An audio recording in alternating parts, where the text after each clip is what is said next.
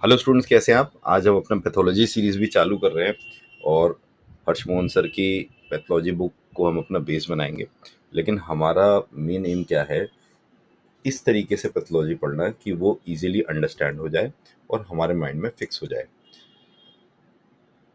बहुत सारे एजुकेटर्स हैं जिन्होंने इस चीज़ को बहुत डिटेल में पढ़ाया है, लेकिन अगेन मेरा फोकस वही स्टूडेंट्स हैं जो वो महंगी कोचिंग्स मैरो और बाकी सब भी हैं उनको अफोर्ड नहीं कर सकते, तो उनके लिए फ्री सेवा है।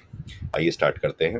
और इतनी कॉम्प्रहेंसिव, इतने छोटे चंक्स में डिवाइड करके आपको पढ़ाऊंगा कि आपको पढ़ने में बिल्कुल बोरिंग नहीं लगेगी।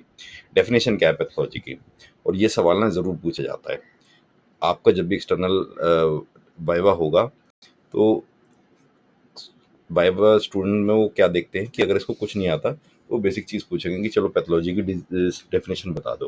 और कई स्टूडेंट्स हड़बड़ाहट में वो भी सही नहीं बोल पाते, तो ये आपको क्लियर होना चाहिए। Pathology is the study of diseases.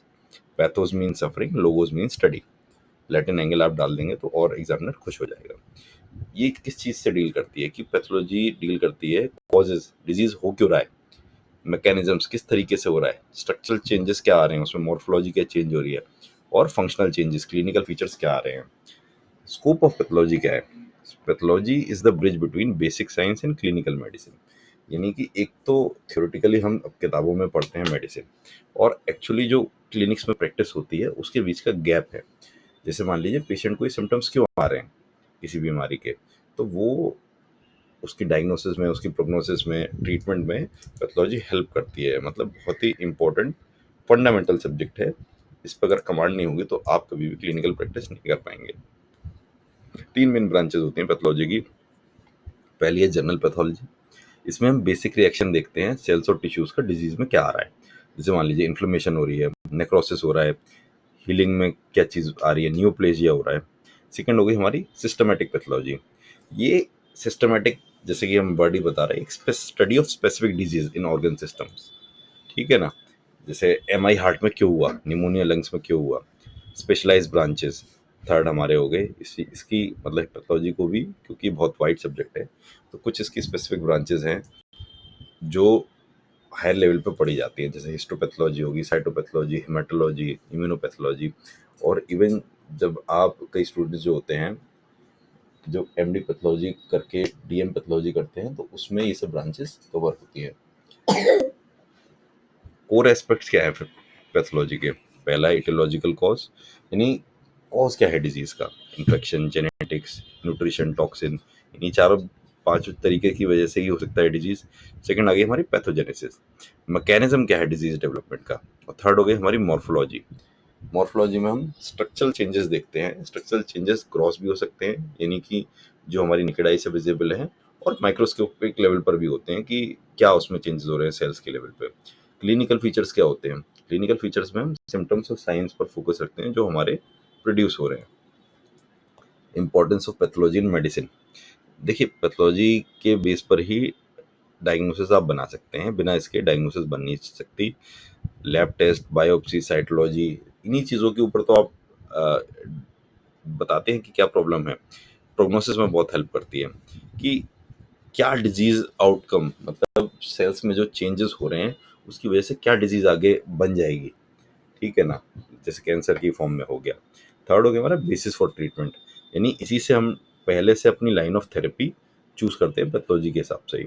और ये फाउंडेशन है मेडिसिन, सर्जरी, पीडियाट्रिक्स, गायनेकोलॉजी का। यानी कि अगर इन चारों में आपको एक्सपर्ट बनना है तो सबसे पहले आपको पैथोलॉजी की हाई कमांड होनी चाहिए। एग्जाम को कीज देख लेते हैं। पैथोलॉजी क्या करती है? ब्रिज बनती है बेसिक साइंस और क्लिनिकल प्रैक्टिस के लिए। तो आपको अगर पूछा जाएगा पैथोलॉजी क्या है, तो आपको दोनों चीज़ बतानी है, स्टडी ऑफ डिजीज मैकेनिज्म्स और bridge between basic science and clinical practice. तो फिर तो एग्जामिनर आपसे ऐसा खुश हो जाएगा। इसके चार पिलर्स होते हैं: एटियोलॉजी, पैथोजेनेसिस, मॉर्फोलॉजी और क्लिनिकल फीचर्स। ये आपको याद होना चाहिए, फोर पिलर्स ऑफ पैथोलॉजी। और इजी है, ईपीएमसी कोई ऐसा वो बना दीजिए, एमपीसी। तो इटियोलॉजी कॉजेज हो गया, पैथोजेनेसिस मैकेनिज्म हो गया, डिजीज मॉर्फोलॉजी चेंजेस हो गया, और क्लिनिकल फीचर्स में साइन एंड सिम्टम्स आ गए।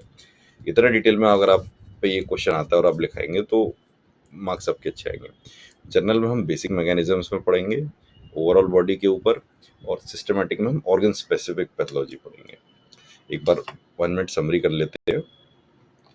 डेफिनेशन जो होती है, डेफिनेशन क्या होती है? Study of diseases called pathology. Scope क्या है? Bridge between science and clinical work. General pathology के सिम्टम्स, मतलब जनरल पैथोलॉजी में हम क्या देखेंगे? इन्फ्लेमेशन कैसे हो रहा है, नेक्रोसिस, हीलिंग हो रही है कि नहीं हो रही, स्लो क्यों हो रही है हीलिंग। सिस्टमेटिक पैथोलॉजी में organ specific diseases. Etiology, etiology मतलब कॉज क्या है उसका, infections, genetics, toxins. Pathogenesis, mechanism क्या है डिजीज होने का। Morphology, gross and microscopic changes. Clinical features में हमने देख लिया साइंस एंड सिम्टम्स। तो ये हमारी बेसिक हो गया। और इंट्रोडक्टरी लेक्चर के हिसाब से ठीक है। देखिए, इसी तरीके से अगर आप ये वीडियो देख लीजिएगा और या चैप्टर जो इंट्रोडक्टरी चैप्टर है वो पढ़ लीजिएगा। हमेशा ध्यान रखिए, जितनी ये सेलिब्रेटेड ऑथर्स की बुक होती है ये बहुत हायर लेवल होती है, ये यूजी स्टूडेंट्स से ज़्यादा ही होती हैं। और सब चीज़ का रट्टा मारने से या रीड करने से बेटर है आप थोड़ा पढ़ें, लेकिन उसको बहुत स्पेसिफिक और बहुत ढंग से पढ़ें।